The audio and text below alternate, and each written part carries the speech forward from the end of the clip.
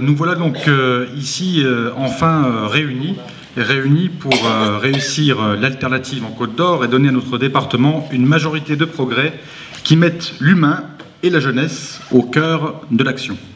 Nous avons choisi la salle Jean Bouet parce que c'est un homme illustre, un grand homme, un grand socialiste. Et il est aujourd'hui grand temps que la majorité sociale de notre département, que nous incarnons, que vous incarnez, rejoigne la majorité politique que nous incarnons et que vous incarnez tous ensemble. Car l'unité qui est ici représentée à travers tous les élus, les adhérents du PS, les militants, les sympathisants et les habitants qui sont présents, notre unité, notre force, car nous sommes une force de transformation écologique, sociale et économique. Et vous le savez, les effets de la crise économique touchent durement notre pays, durement notre territoire et durement notre jeunesse.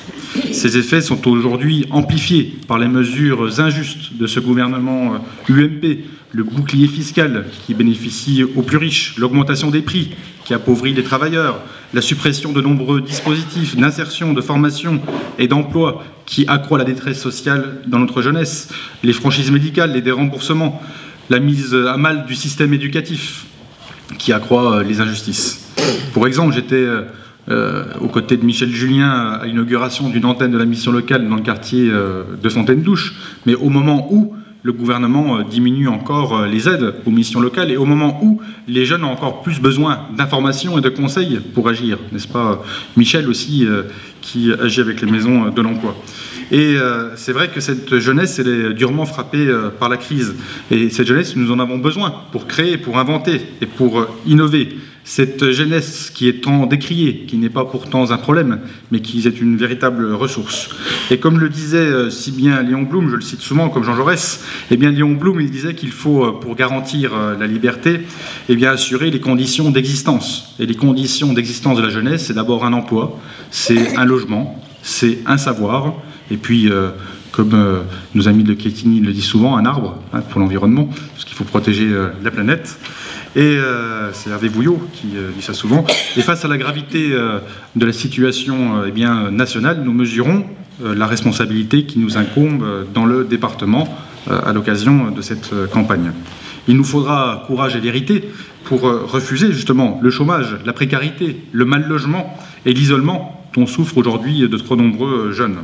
Nos aînés se sont battus pour le programme national de la résistance, mais ils ne se sont pas battus pour une société qui exclut la jeunesse, pour une société qui isole, non pas pour une société qui divise, mais pour une société qui rassemble, qui protège, qui intègre et qui progresse. Et c'est ce que nous allons faire avec les forces de progrès.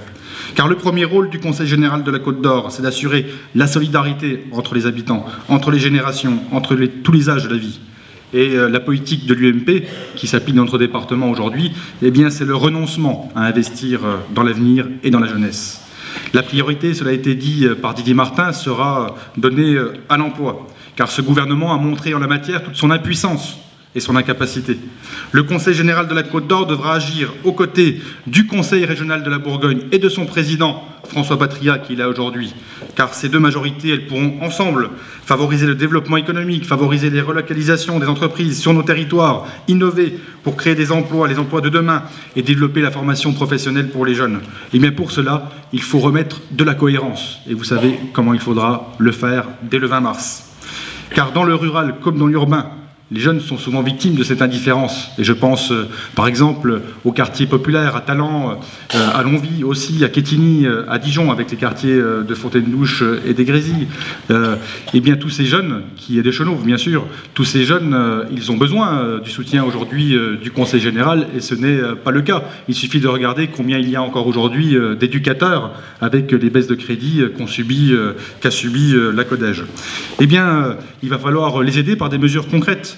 Didier Martin a parlé du microcrédit personnel, qui pourra très bien d'ailleurs aller avec le dispositif PAC, qui a été mis en place par la région pour aider les jeunes à créer des entreprises. Ça va être aussi par les aides individualisées et sur critères pour le permis de conduire.